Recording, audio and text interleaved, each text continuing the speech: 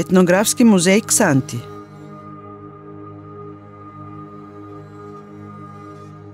Етнографският музей в Ксанти е създаден през 1975 година и се намира в Стария град, където се помещава в имението на семейство Куюмджиоглу.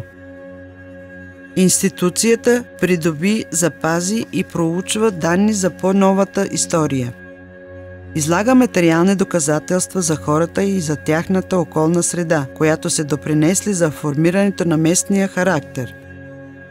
Домакин на изложбата Ксанти 1860-1940 разцвет с преглед към буржуазията и търговията на тютюневите изделия, изложбата ежедневни занимания с елементи от селския живот на Тракия, но и изложбата предприемачество в Ксанти в началото на 20 век, професионалисти работническа класа, въз основа на професионален каталог от 1910-1911 година. Също в музея има една зала, в която се произвеждат прожекции, лекции, концерти, временни изложби и други образователни дейности.